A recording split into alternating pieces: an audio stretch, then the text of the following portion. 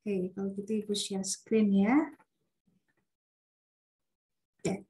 Nah, minggu ini kita akan bahas tentang rangkaian listrik. Jadi kita beberapa minggu lalu kita topik utama kita adalah elektrostatik. Kita sudah belajar sifat-sifatnya. Jadi jika ada muatan dan ada muatan lain, interaksi keduanya itu kita sudah bisa menghitung ada hukum Coulomb. Kita juga bisa menghitung medan yang dihasilkan oleh suatu muatan. Jika ada suatu muatan, berapa medan yang dimilikinya. Lalu jika ada dua muatan, interaksi kedua muatan tersebut, kita bisa menghitung potensial listriknya. Nah, dari potensial listrik itu kita bisa menghitung berapa energi potensialnya, sehingga kita bisa hitung usaha energi kinetiknya, seperti itu ya. Dan aplikasi dari kelima sifat itu, gaya Coulomb, medan listrik, potensial listrik, energi listrik, energi kinetik, usaha, semua itu bisa kita aplikasikan. Kita sudah lihat aplikasinya contohnya pada kapasitor minggu lalu. Kita lihat dan sekarang kita lihat itu seperti kayak sebuah rangkaian listrik dan di sana ada resistor seperti apa sifatnya. Kapasitor itu dia memiliki sifat, kita udah lihat dia sebagai pengumpul muatan, atau kalau kita lihat secara eksperimennya dia dapat mengurangi potensial listrik yang diberikan, jadi menurunkan potensial listrik di sana. Nah, kalau di rangkaian listrik itu ada salah satunya itu ada resistor, kapasitor tetap ada, resistor di sana adalah sebagai pembagi arus, ya. Nah, kita lihat juga sifat-sifatnya seperti apa. Oke, nah itu outline kira-kira alur ceritanya. Nah, ini adalah sebuah rangkaian. Jadi rangkaian itu biasanya ada sebuah seminim-minimnya itu ada baterai, ada sebuah resistor. Resistor ini contoh simple dari aplikasinya itu seperti kayak lampu, itu adalah sebuah resistor. Lalu juga ada minimum, bisa juga dia disambungkan dengan switch on off, lalu ada sebuah kapasitornya dan sebuah resistor di sana ya. Resistor itu biasanya bentuknya silinder seperti ini dan kemudian dia ada informasi warna-warna, merah ini apa artinya, biru ini apa, hijau ini apa, kalau merah duluan itu posisi yang pertama itu apa artinya gitu ya, itu melambangkan nanti berapa besar nilai resistor kita. Ya. Oke, nah ini contoh dari sebuah rangkaian listrik, mungkin Anda sudah familiar ya. Nah, pada rangkaian listrik, di dalam satu rangkaian listrik itu nanti ada arus yang mengalir. Nah, arus yang mengalir itu adalah merupakan suatu muatan, sejumlah muatan yang mengalir melalui sebuah luas permukaan persatuan waktu. Ya, atau yang dinyatakan secara umum I rata-rata itu adalah delta T, perubahan muatan yang melewati suatu permukaan di persatuan waktu. Makanya arus sesaat ya, arus pada waktu tertentu itu dinyatakan dq per dt. Secara satuannya secara internasional itu adalah ampere ya. Jadi kalau seandainya Anda melakukan perhitungan mau kasus apapun Anda lihat dulu satuannya, lalu Anda rubah ke satuan internasional supaya perhitungan Anda tidak salah. Kan pernah dengar ya kasus kayak apa tol Purbalenyi yang ada jembatan katanya mau ambruk itu, nah itu kan katanya karena salah perhitungan gitu. Nah jadi salah satu penyebab salah perhitungan itu adalah ya hal yang simple kayak di satuan itu rupa merubah satuannya bisa menyebabkan perhitungan kita jadi salah. Jadi tolong hati-hati untuk itu ya. Walaupun terkesan sepele, tapi itu penting. Gitu. Oke, jadi ilustrasinya seperti ini. Jadi ini ada sebuah penampang kawat, lalu kemudian ada arus yang mengalir. Ya, arah arus itu sesuai dengan arah aliran muatan positif. Nah, berarti kalau kita pengen mengetahui arusnya per satuan waktu pada waktu tertentu, ya. Oke, ini kayaknya Anda sudah paham. Nah, arah arus itu adalah searah dengan aliran muatan positif, ya, dari positif ke negatif, dan berlawanan arah dengan aliran muatan negatif, ya. Oke. Nah, mengapa arus dapat mengalir? Nah, arus dapat mengalir itu karena ada medan listrik. ya. Jadi syarat dari suatu makanya kita memberikan pada semua rangkaian listrik itu ada baterai. Di baterai itu yang disajikan di sana bukan medan listrik kan ya, beda voltase. Voltase itu adalah beda potensial yang dimilikinya. Karena kalau seandainya kita memiliki beda potensial, berarti kita bisa menghasilkan sebuah medan listrik. Dengan adanya medan listrik, maka arus itu bisa mengalir gitu. Dengan adanya medan listrik, jadi muatan bisa dialirkan seperti itu. Begitu ya.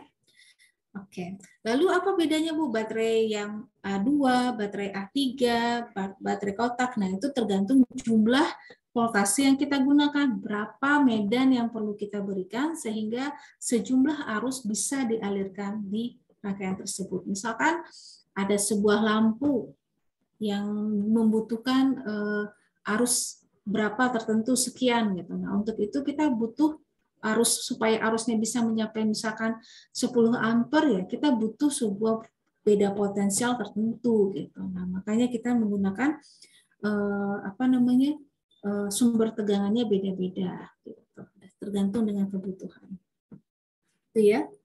Nah, beda potensial itu baterai itu bisa macam-macam kan ya? Bisa baterai yang biasa yang konvensional, baterai litium itu juga salah satu bentuk baterai, litium ion itu juga salah satu bentuk baterai yang sifatnya mirip menyerupai kapasitor ya.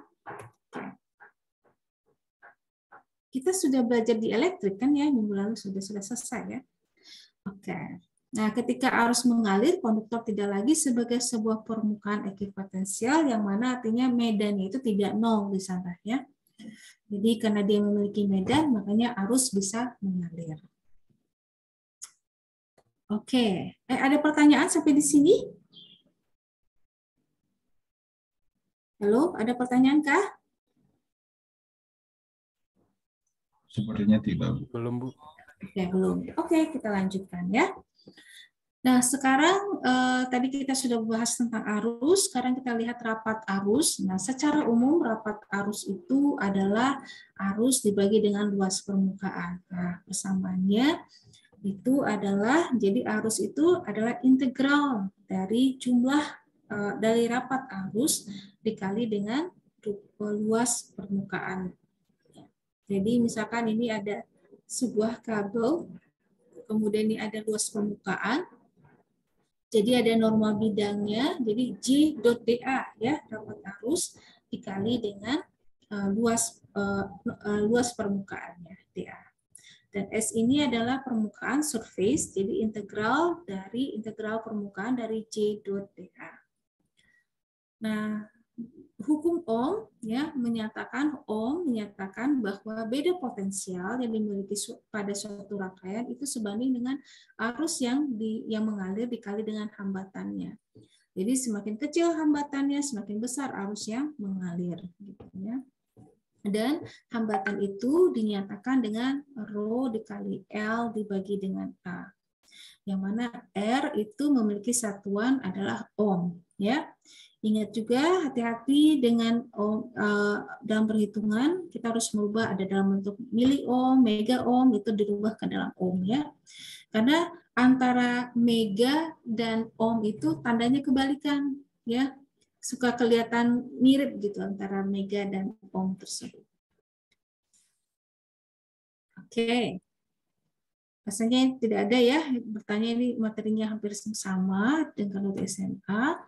Nah, ini hambatan pada sebuah material. Jadi, sebagai kita tahu, kalau seandainya kabel itu umumnya terdiri dari sebuah bahan yang terbuat dari tembaga, ya, copper.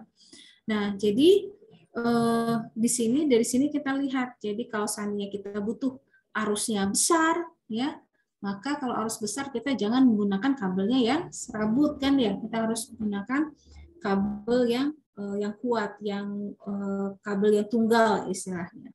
Tapi kalau arusnya kecil tidak apa-apa kalau seandainya kabelnya serabut, karena arus yang dilaluinya sedikit kecil. Kalau arus yang besar itu adalah kita butuh yang tunggal. Nah, ini fungsi kita mengetahui berapa hambatan pada sebuah material jika seandainya Anda melakukan berusaha untuk mengembangkan ya material-material yang bisa digunakan untuk penghantar listrik, penghantar arus ya.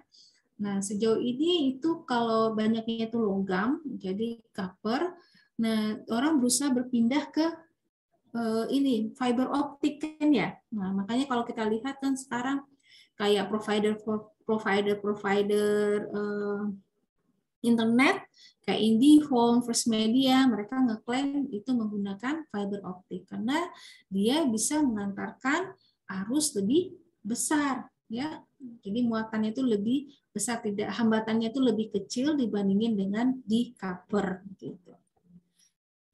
Oke. Nah, di sini ada yang dinyatakan ada alfa. Alfa itu adalah koefisien temperatur dari resistivitas. Nah, di sini kita lihat untuk benda-benda logam, contohnya kayak copper tadi, nah ketika resistivitasnya meningkat, resistivitasnya itu meningkat pada saat temperatur meningkat. Ya, itu terlihat kalau seandainya, makanya kita tuh ada bilang jangan lama-lama, misalkan ngecas handphone atau misalkan kalau kita pergi jangan lupa matikan listrik. Itu tujuannya apa? Karena kalau seandainya kita pergi dalam sesuatu yang dicas atau sesuatu yang terkonek dengan listrik terus-menerus, nah kita sudah tahu bahwa di sana ada arus yang ada muatan yang mengalir. Nah, muatan itu mengalir melalui suatu media yang disebut dengan kayak logam. Ya, kabel itu kan masih berbasiskan logam, dan logam itu memiliki nilai koefisien temperaturnya yang mana dia itu akan meningkat saat temperaturnya meningkat. Karena kenapa temperaturnya bisa meningkat? Karena arus yang mengalir itu kan ada muatan yang bergerak. Ada muatan yang bergerak sehingga ada menghasilkan panas gitu. Panas itulah yang membuat kabel itu menjadi suhunya jadi meningkat. Dan oleh karena itu resistivitasnya jadi meningkat sehingga yang muatannya awalnya bisa ngalir dengan lancar, lama-lama ketika dia panas dia tidak bisa mengalir dengan lancar. Makanya dia jadi terbakar gitu. Terjadi penumpukan muatan, jadi ibaratnya kayak apa ya? Kayak apa? Jalan yang dikasih itu di penyeberangan rel kereta api kan ya, awalnya lancar kemudian ditutup ya. Ditutup terus dia arusnya menumpuk di sana. Nah, nanti dia bergesekan, arus-arus muatannya jadi bergesekan, timbullah percikan api gitu. Nah, makanya itulah menyebabkan kebakaran atau korslet gitu. Seperti itu ya, apalagi kalau seandainya kabelnya itu dari serabut. Gitu. Makanya orang berusaha mengembangkan, terus mencoba membuat suatu kabel, ya kabel itu yang bahannya itu misalkan semikonduktor atau ya salah satunya kayaknya dalam fiber optik seperti itu yang masih reliable. Gitu. Karena kalau semikonduktor, bahannya semikonduktor, resistivitasnya itu akan menurun ketika panasnya meningkat gitu. Cuman masalahnya kalau resistor ya, semikonduktor itu ketika suhunya meningkat sifatnya itu menjadi insulator. Nah, makanya dia nggak bisa, masih sulit untuk dikembangkan. Tapi orang terus melakukan pengembangan itu. Anda tahu di antara Anda nanti bekerja di sebuah company yang mengembangkan elektronik kan. Alright. Nah, jadi berdasarkan persamaan ini kita bisa menentukan resistivitas listriknya, yaitu R sama dengan Rho L per A, atau bisa kita nyatakan R sama dengan R0 dikali 1 ditambah alfa dikali dengan delta T. Ya. Oke, ini untuk menentukan resistivitas listrik dari resistivitas hambatan sebuah bahan.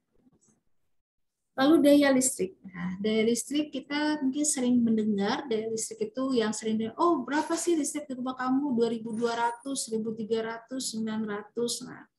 Nah, secara umum daya listrik itu adalah perubahan energi per satuan waktu. Ya, jadi banyaknya energi, jadi kita bisa berapa energi yang kita gunakan per satuan waktu. Nah, makanya kalau seandainya listrik kita 2.200, jadi per satuan waktu setiap detiknya kita bisa menggunakan listrik sebesar 2.200 watt ya. Kalau hanya 900 itu kita hanya bisa menggunakan 900 watt kayak gitu dalam 1 detik gitu. Dan itu juga menjadi kenapa hal itulah yang menyebabkan kalau seandainya daya kita di rumah cuma 900, kita cuma bisa menyalakan 2 elektronik. Kalau 2200 lebih banyak gitu. Karena yang akan kita hitung itu adalah energi per satuan waktunya. Dan kita tahu energi potensialnya itu adalah Q dikali delta V, berarti berapa muatan dikali voltase, ya. Kita ingat minggu lalu kita sudah bahas delta U sama dengan Q dikali delta V. Jadi kalau seandainya kita reserve keparaan kita menggunakan listrik 1300, berarti ada sekitar ekivalen sekitar lebih banyak muatan, ya, sekitar 1300 muatan gitu ya, ibaratnya, nggak realnya ya. Realnya itu 1300 watt itu gitu. Jadi lebih banyak muatannya yang disediakan di rumah kita sehingga bisa kita konsumsi. Nah, dari persamaan ini ketika U itu adalah Q dikali delta V, jadi dQ per dt itu adalah kita tahu itu adalah arus, maka daya itu waktu SMA Anda mengenalnya adalah I dikali delta V. Ya. Nah, kita tahu dari sekarang Anda sudah tahu kan ya dari mana perhitungan I delta V berasal, itu adalah dari konsep P sama dengan DU per dt. Oke. Apakah ada pertanyaan sampai di sini? Tidak ada ya? Tidak ada? Halo? Belum ada, Bu. Belum ada, oke. Kita lanjutkan daya sebuah resistor. Nah, jadi jika ada sebuah resistor, dia terhubung dengan sebuah potensial, maka dayanya itu adalah arus dikali dengan beda potensial yang dia miliki. Yang mana itu adalah sebanding dengan, kita tahu V itu adalah I dikali R, maka dayanya I kuadrat dikali R. Atau kalau seandainya I-nya yang kita ganti menjadi delta V kuadrat dibagi R. Ini Anda sudah mengenalnya ya waktu SMA. Nah, delta V sama dengan minus IR ini karena arah alir arus itu berkebalikan dengan beda potensialnya ya. Makanya dia ada minus di sini. Oke, sekarang kita lanjutkan. Nah, salah satu di rangkaian listrik itu adalah susunan resistor. Contoh resistor itu kata Ibu simpelnya itu kayak lampu. Lampu itu adalah merupakan sebuah hambatan, ya. Nah, karena dia membutuhkan arus di sini, jadi arusnya bisa terbagi atau terakumulasi seperti itu, ya. Nah, resistor itu bisa diukur secara seri dan secara paralel. Nah, ini Anda sudah paham. Nah, kita lihat sifat-sifatnya seperti apa. Nah, susunan resistor yang seri itu adalah arus yang sama harus melewati kedua resistor. Jadi misalkan ini gambarnya kalau seri, arusnya itu sama kan dari sini, lalu kemudian dia nyampe sini, lalu masuk lagi ke sini. Tapi kalau pada paralel, arusnya tidak sama, terbagi. Voltasenya yang sama, voltase di sini dan di sini itu sama. Karena dia ada percabangan ya di titik ini, dan di sini itu sama dengan baterai. Nah, kita lihat. Jadi karena untuk balik lagi ke resistor seri, jadi arus yang sama harus melewati kedua resistor. Oleh karenanya ini ada sebuah resistor, ini ada sebuah resistor lagi. Jadi di titik AB sama titik BC arusnya itu sama, tapi beda potensialnya berbeda, ya. Sehingga beda potensialnya itu sebanding dengan V1 ditambah dengan V2, ya, sehingga sama dengan delta V, dan V1 itu adalah I dikali R1. V2 adalah I dikali R2, berhubung arus yang mengalir pada sebuah resistor yang tersusun seri itu adalah sama, I-nya bisa dikeluarkan, sehingga R1 ditambah R2. Ya, jadi R ekivalennya adalah penjumlahan dari kedua resistor tersebut. Nah, ini ada Ibu yakin sudah paham ya. Kemudian kita lihat kalau resistor yang terhubung paralel, tegangan pada setiap resistor itu sama. Jadi tegangan di titik AB di sini dengan di sini ya akan sama. Oleh karena itu, tapi arusnya yang berbeda. Jadi jumlah arus. Jadi kita bisa nyatakan delta V sama dengan delta V1 sebanding dengan delta V2, I1 dikali R1 sebanding dengan I2 dikali R2. Ya. Sehingga I-nya adalah penjumlahan dari arus yang mengalir, I1 ditambah I2, sehingga bisa kita nyatakan delta V dibagi dengan R1 ditambah delta V dibagi dengan R2. Karena potensialnya sama, kita bisa keluarkan sehingga R ekivalennya adalah 1 per R ekivalen ditambah 1 per R1 ditambah 1 per R2. Itu ya. Oke, apakah ada pertanyaan sampai di sini? Silahkan.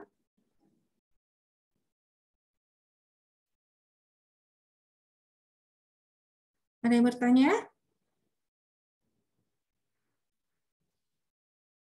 Halo, ada yang bertanya? Tidak? Tidak, belum. Oke. Kalau tidak ada, coba Anda berlatih selesaikan soal ini ya.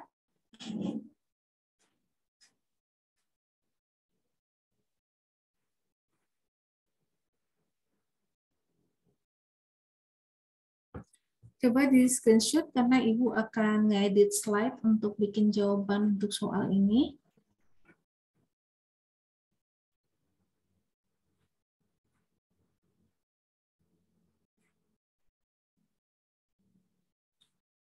Sudah di screenshot ya. Oke.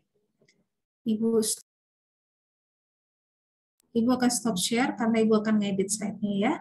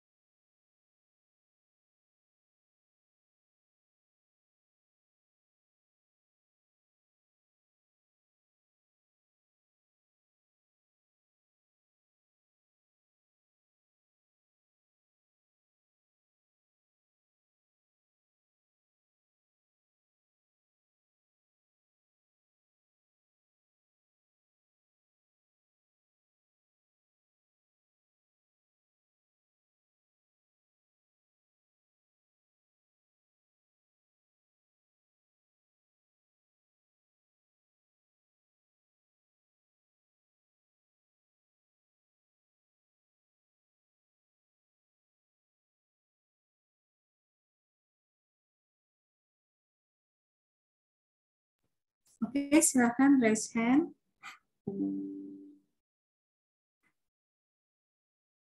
Silakan untuk raise hand bagi yang bisa.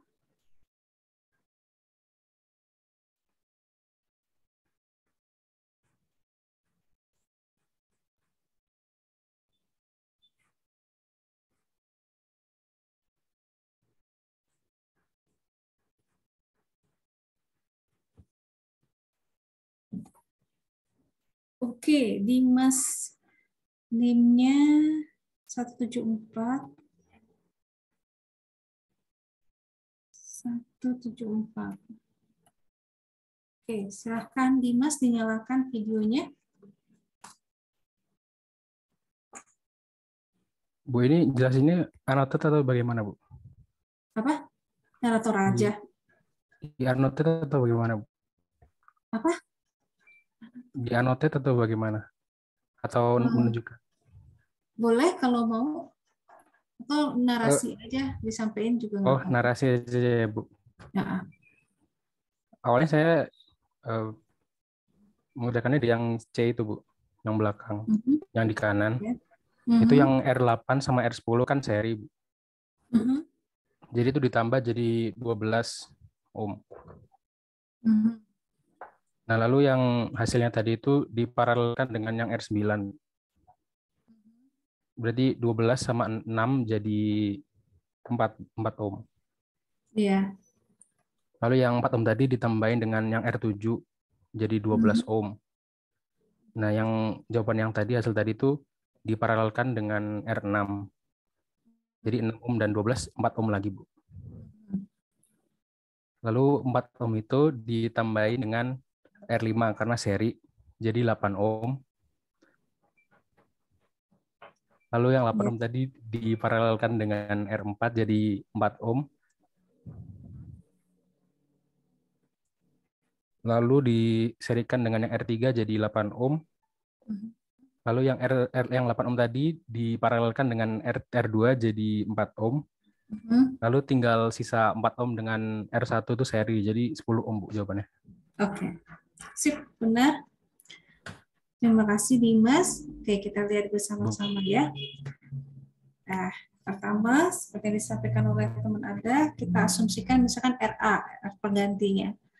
Jadi, untuk menyelesaikan persamaan yang rangkaian yang seperti ini, kita perlu menghitung penghambatan penggantinya dari bagian yang paling ujung, yang bagian tertutupnya. Ya. Jadi di sini R8 dengan R10 itu adalah seri, karena dia adalah paling ujung adalah R10. R10 ini terhubung seri dengan R8. Ya. Lalu kita sebut dia RA, lalu RA ini dia terhubung paralel dengan R9. Ya. Jadi kita hitung RB adalah RA paralel dari RA dengan R9. Kita 4, lalu kemudian kita sarikan dia dengan R7 karena dia terpasang seri. Lalu kita paralelkan dengan R6. Ya. R6, lalu kemudian kita paralelkan dengan R5. Kita serikan dengan R5, kita sebut dengan RE. Lalu kemudian kita paralelkan dengan R4, kita sebut dengan RF. Ya.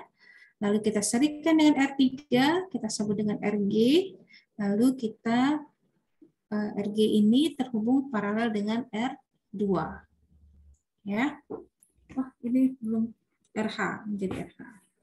Lalu finalnya adalah RAB, itu adalah RH ditambah dengan R1. Gitu.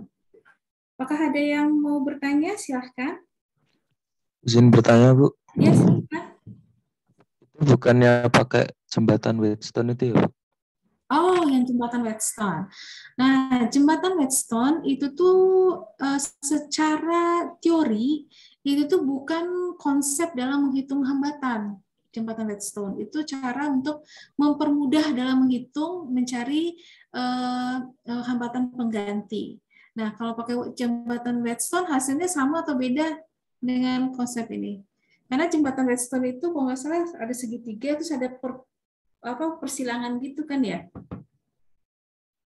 Sama nggak hasilnya dengan yang jembatan Wheatstone? Saya belum ketemu sih, Bu. Kalau secara konsep jembatan Whetstone itu tidak dipakai waktu di sekarang karena itu bisa menimbulkan kesalahan Anda dalam menghitung. Karena rangkaiannya itu akan berbeda. Kalau jembatan Whetstone kan hanya untuk konfigurasi tertentu saja, gitu. Begitu. Lalu Bu, itu untuk yang menghitung R2, R3, R4, R5, R6-nya itu gimana ya Bu? Sama yang kanannya juga?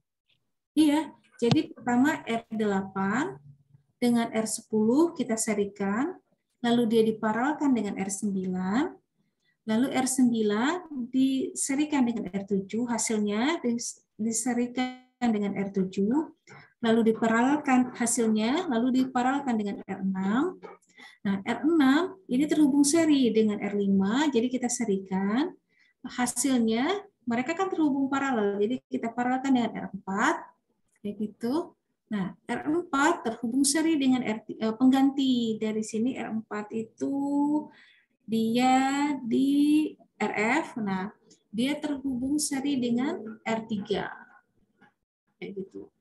Nah, jadi dia menjadi RG, hambatan pengganti RG, lalu dia terhubung paralel dengan R2. Nah, menjadi RH, lalu baru kita serikan dengan R1. Seperti itu. Paham? Ya, Bu. Terima kasih.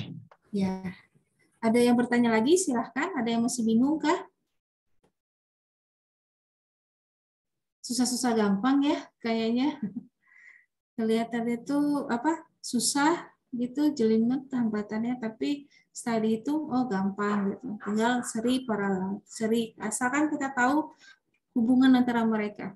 Jadi kita lihat dulu resistor yang paling ujung, yang paling akhir. R10 ini. R10 ini terhubung apa dengan yang lainnya? Oh, dia terhubung dengan R8.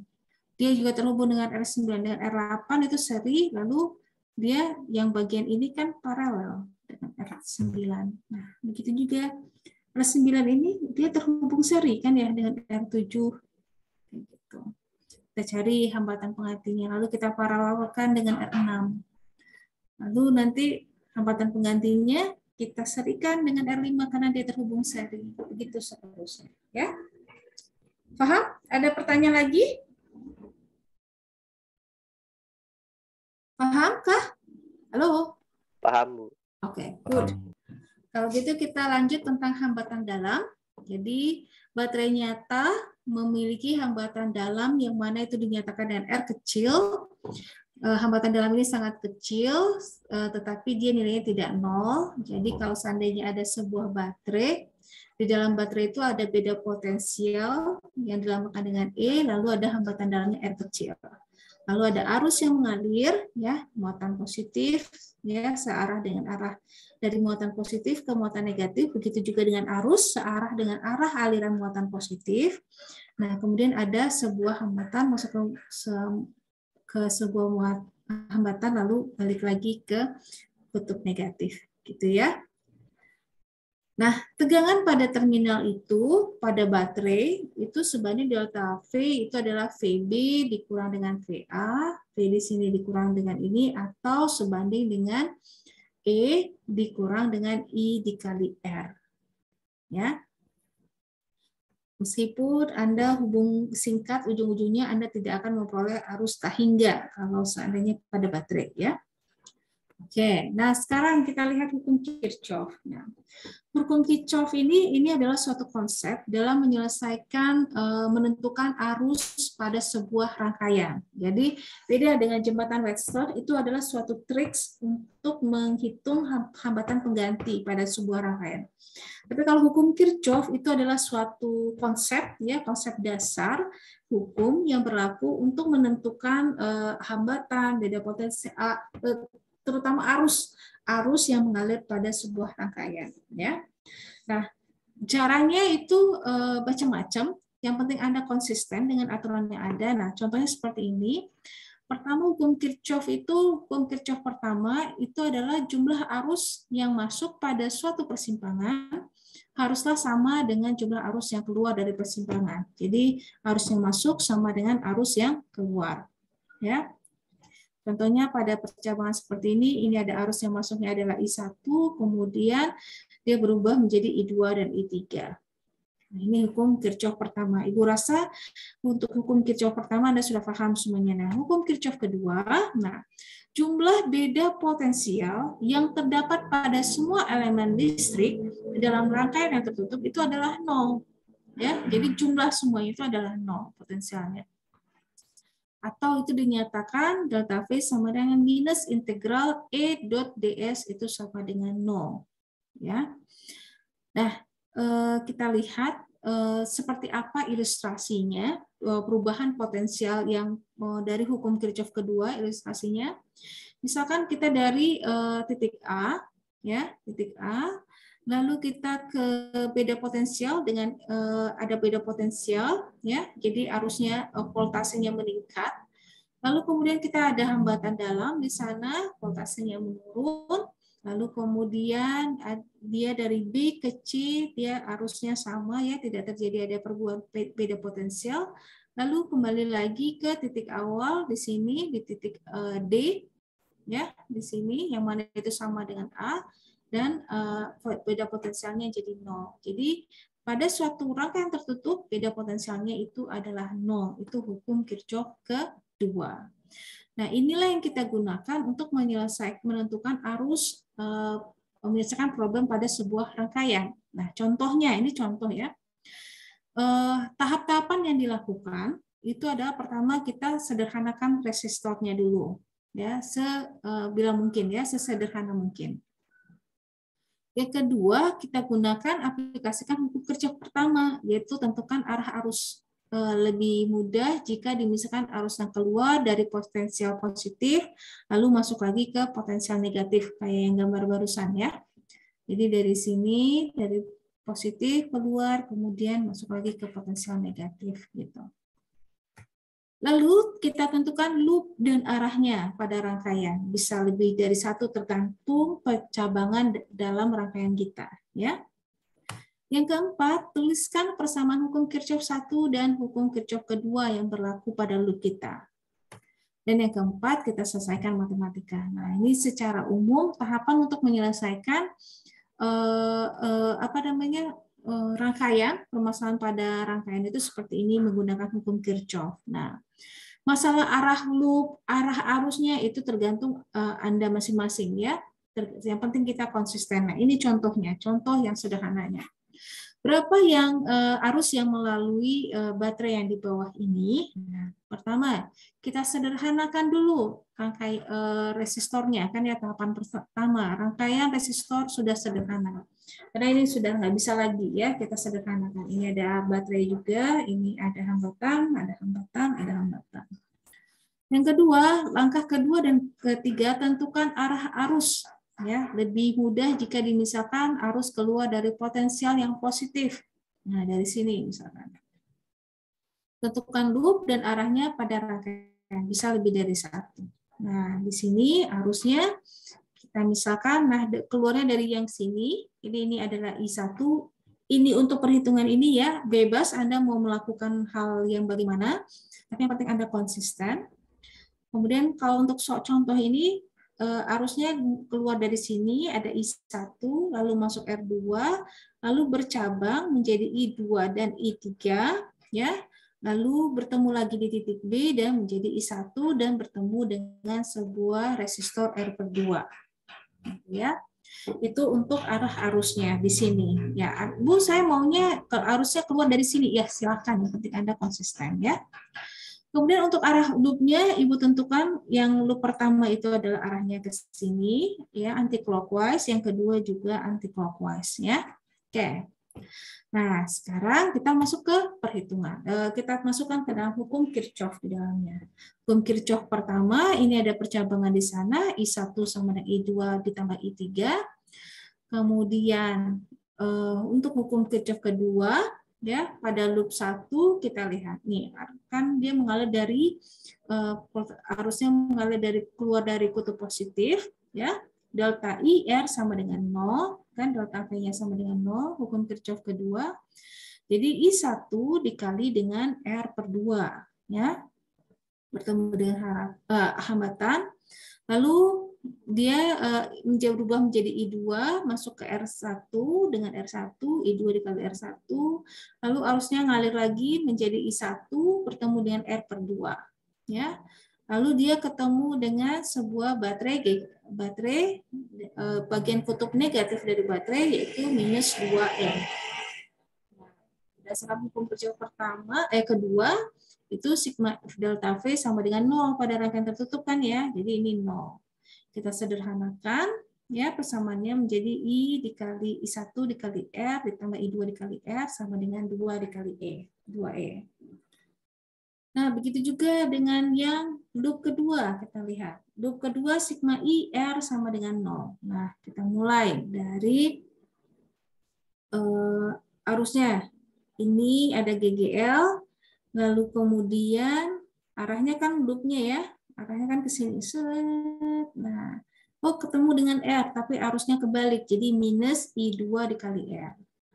Lalu ketemu, balik lagi ke sini, ketemu dengan GGL dengan kutub positifnya, jadi jadi plus E dikurang I2 dikali R, sama dengan 0. Nah, persamaannya diperoleh I2R sama dengan E, lalu kita substitusikan ke persamaan ini sehingga diperoleh I1 dan I2-nya adalah E dibagi dengan R dan I3-nya adalah 0. Pertanyaannya tadi berapa arusnya mengalir pada baterai ini ya? 0 gitu ya. Gitu. Oke. Apakah ada pertanyaan sampai di sini? Silahkan.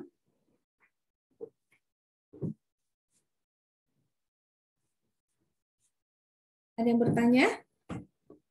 Paham semuanya? Bu, boleh izin bertanya, Bu? Ya, silahkan.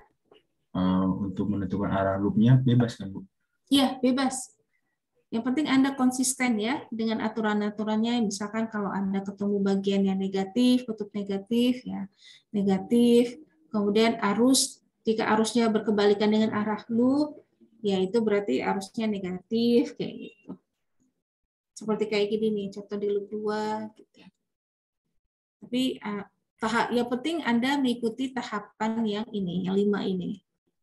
Bagaimana arah loopnya, bagaimana arah aliran arusnya, itu terserah Anda. Yang penting Anda konsisten. Silakan, apakah ada yang... Ya, sama-sama. Ada lagi, silakan bertanya. Ya, silakan. Tadi kenapa itu yang loop 1 GGL yang minus, yang loop 2 positif dulu? Loop 1 GGL-nya ya. GGL-nya kan negatif. Ya. Kenapa tadi, Bu? Karena kita ketemu dengan kutub negatifnya di sini. Jadi kan kita jalan sesuai dengan arah loop ya. Arah loopnya kan begini. Jadi kita mulai dari sini set. Masih sama I-nya makanya positif semua itu. Karena arah arusnya sama dengan loop, kemudian kita ke atas, nah GGL-nya kita ketemu kutub negatif, makanya nilainya negatif. Kalau yang loop kedua, nah kan kita ngalirnya dari sini ya, arusnya kita ke arahnya berlawanan, makanya arusnya negatif. Kemudian kita ketemu dengan kutub positif dari GGL-nya, makanya nilainya positif. Yang loop kedua, gitu. Oke, Bu, terima kasih. Sama-sama. Ada lagi yang bertanya, silahkan. Izin bertanya. Ya, silahkan. Kalau saklarnya ada itu jadi terbuka atau tertutup ya? Oh, saklarnya ada. Ini saklarnya diasumsikan ketutup semuanya. Kalau saklarnya kebuka, ya udah. Berarti nggak ada. Kalau di sini dikasih saklarnya kebuka, berarti dia nggak ngalir arus di sini. Jadi kita hanya melihat di loop 1 aja, gitu. Kalau ini karena nggak ada gambar saklarnya, jadi diasumsikan arusnya mengalir ke semua rangkaian. Baik, Bu. Terima kasih, Bu. Ya, sama-sama. Insya Allah hari Rabu kita lihat contoh-contoh soal tentang ini ya. Silakan, ada yang bertanya lagi? Bu, mau nanya, Bu. Ya. Kalau yang di loop 2 itu I3-nya nggak dimasukin apa gimana, Bu? Iya, I3-nya karena dia nggak ada arus, R-nya kan 0 kan ya, nggak ada R di sini, jadi dia nggak dihitung. Oh iya. Jadi masukin ke persamaan hukum Kirchhoff-nya. Tapi kalau misalnya di sini dipasang sebuah hambatan, R lagi, misalkan nilainya adalah R, berarti ini persamaan ini ditambah dengan I3 dikali R3. Karena arah I dan arah I3 dan loopnya itu sama. Positif. Ya, sama, makanya dia positif. Gitu. Tapi di sini ya nggak ada. Terima kasih, Bu. Ya, sama-sama. Mungkin kalau Anda yang udah paham tentang rangkaian, loh, kenapa sih dikasih I3 kan nggak ada itu ya? Itu kita kan ngikutin step by step tadi. Jadi kalau yang udah biasa melihat di elektronika udah tahu gitu, nggak ada arus I3 itu nggak ada gitu, nggak ada arus di sini.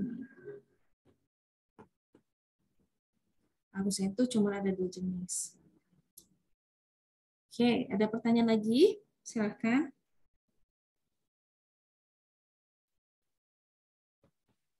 Oke, kalau tidak ada, sekarang jam berapa sih? 10:08. Masih ada waktu. Sebentar, Ibu lihat SAP. Kita ada masuk arus AC ya.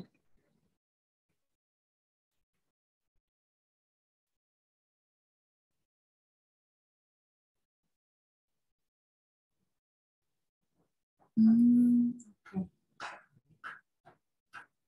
Hukum Kirchhoff. Oke. Ini kita ada arus bolak-balik di sini. Ini kita belum masuk dulu. Ini ada rangkaian RC, tapi rangkaian RC sudah ada ya di SAP.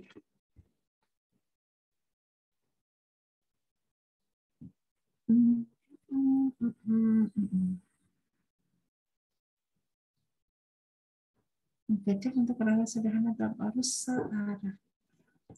Rangkaian RC dalam keadaan tunak.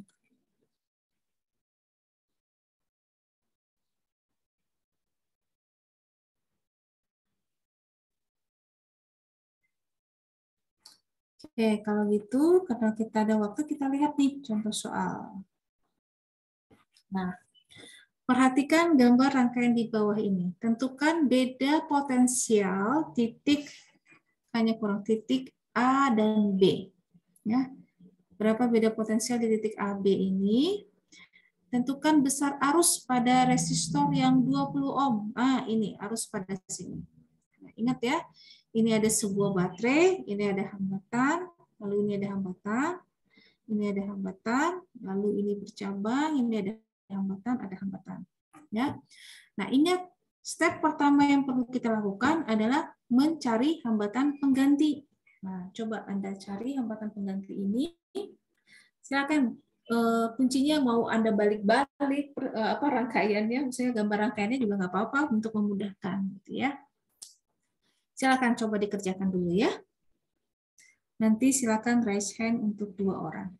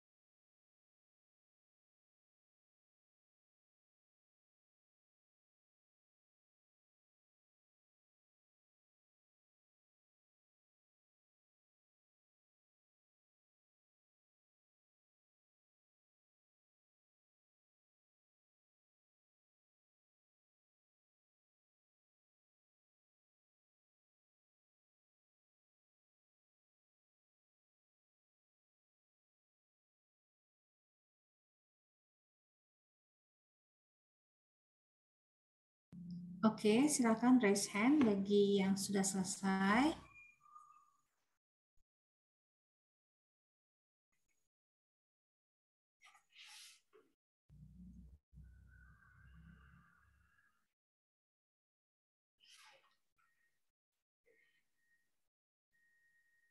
Ada Nasrul Ikhwan, satu lagi.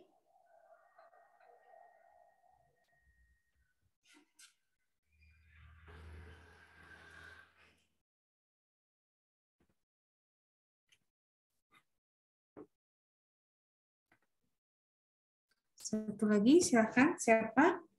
Oh, ada Erik. Oke. Tak, Nasrul Ikhwan, NIM-nya 046 ya? Oke. Ya, Bu.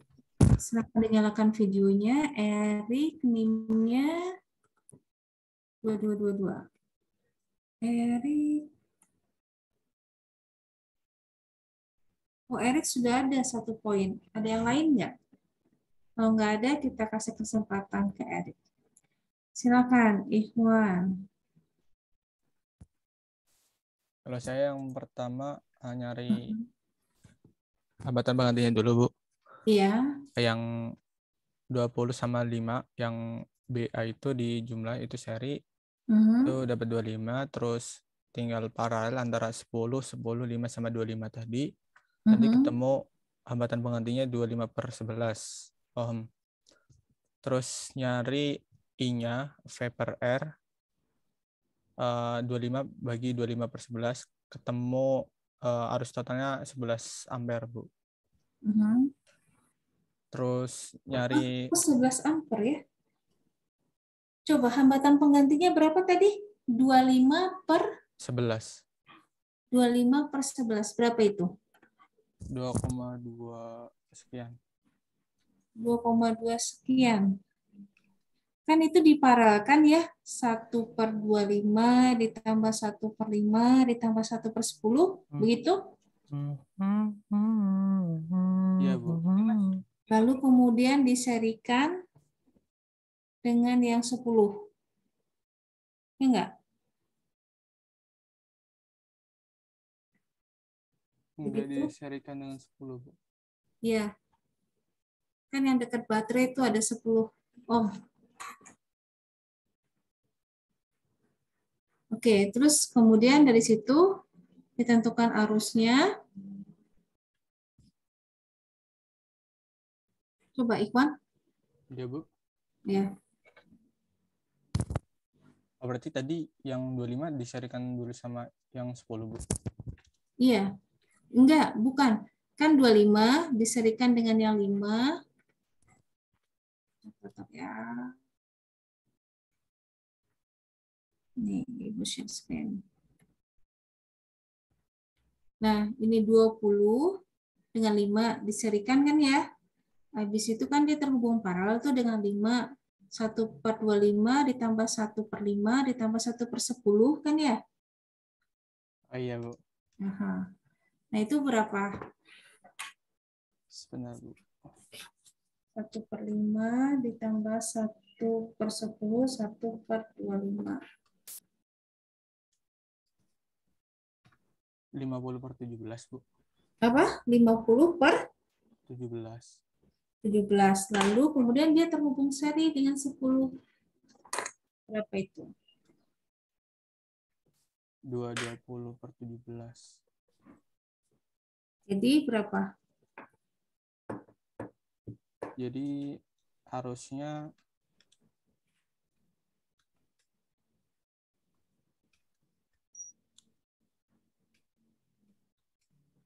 85/44.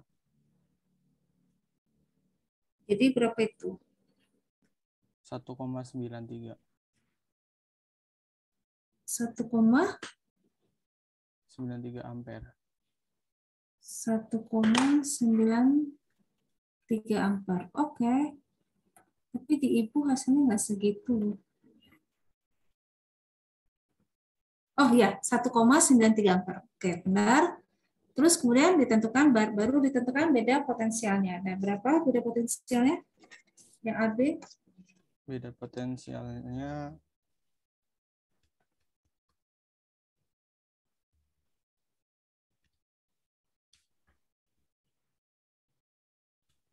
Sebentar, Bu.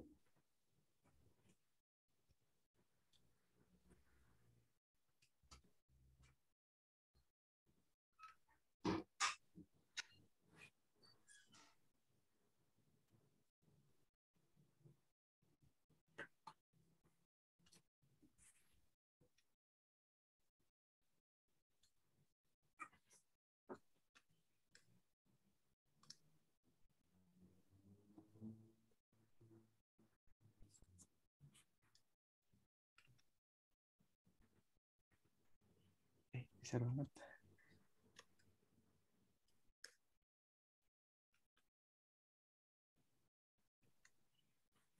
Udah berarti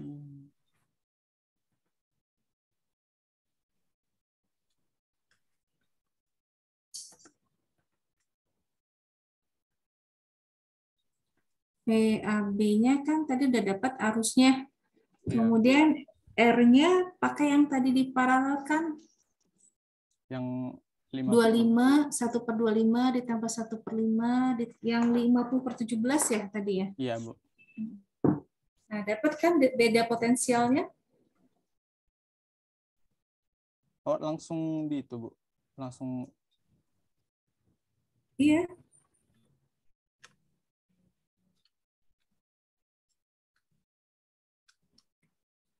Gitu. 5,67, Bu.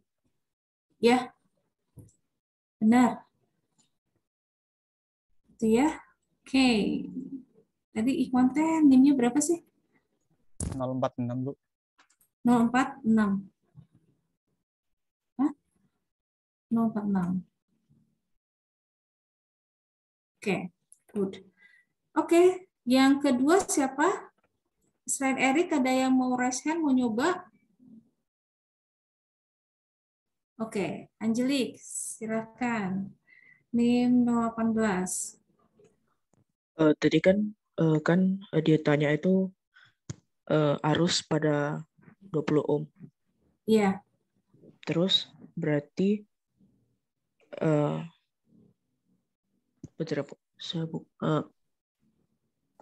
berarti kan tadi itu hasil paralelnya kan, paralel itu kan V-nya sama, berarti V sama dengan I kali R.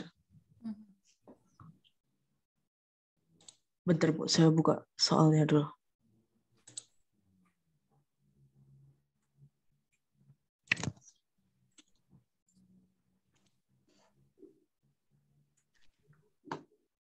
Ada? Ketemu soalnya atau Ibu mau share screen? Oh, boleh Ibu, share screen. Ibu share screen?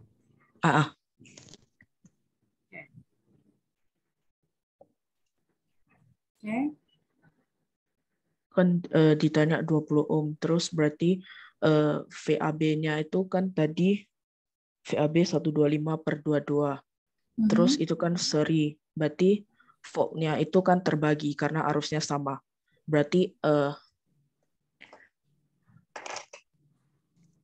20/5 sama dengan volt.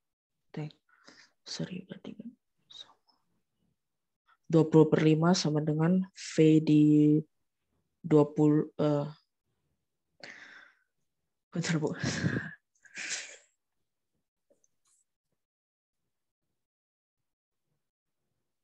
Berarti kita cari I-nya dulu karena di serinya itu I-nya sama. Berarti V sama dengan I kali R. R-nya itu 25, I-nya V-nya itu 125/22.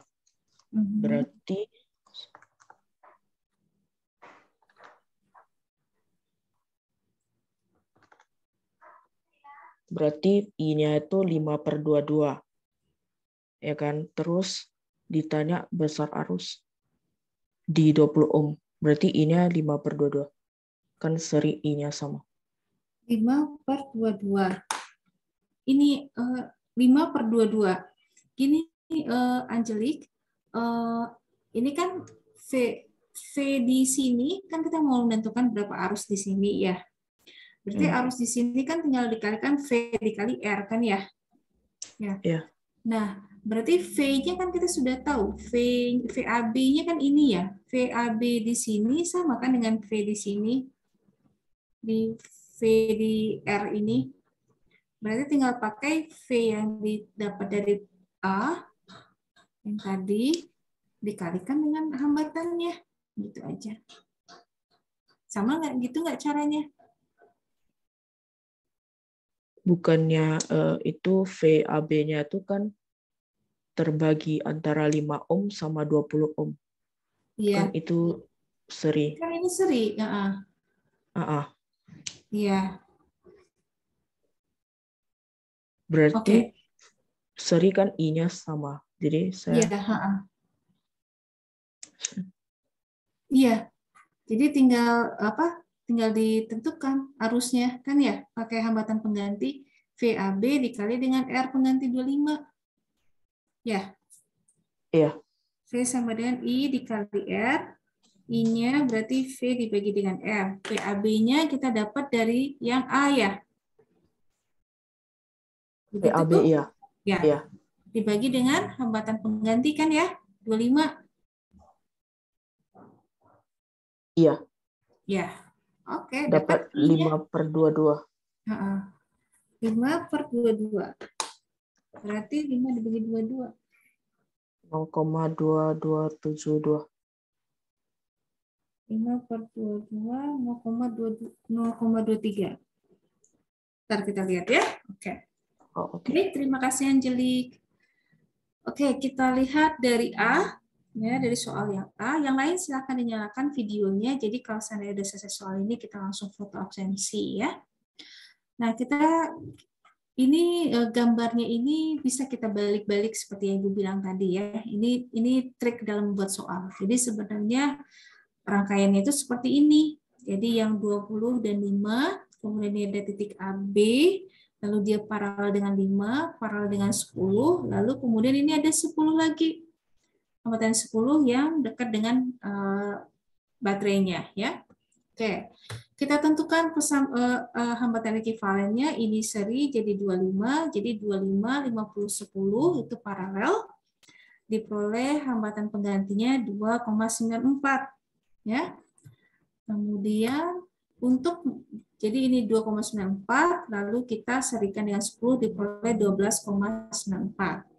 Nah ini voltasenya untuk menentukan arusnya, kita tinggal hitung I sama dengan delta V dibagi R.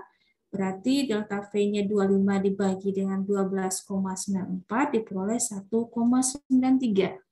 Ya. Jadi arus yang mengalir di sini itu adalah 1,93.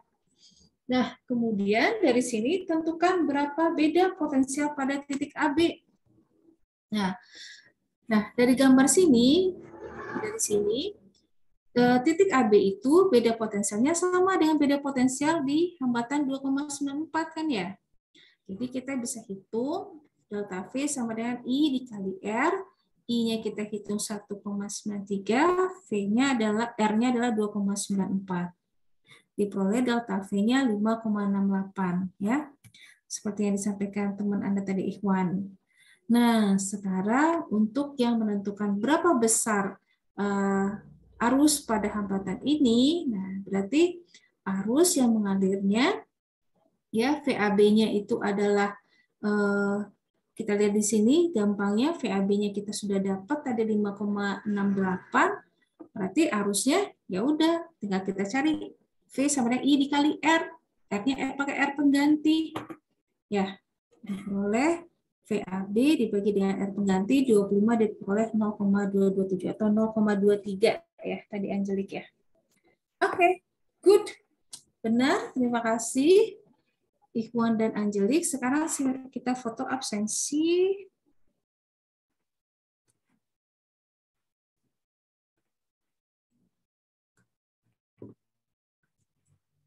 Ini K06.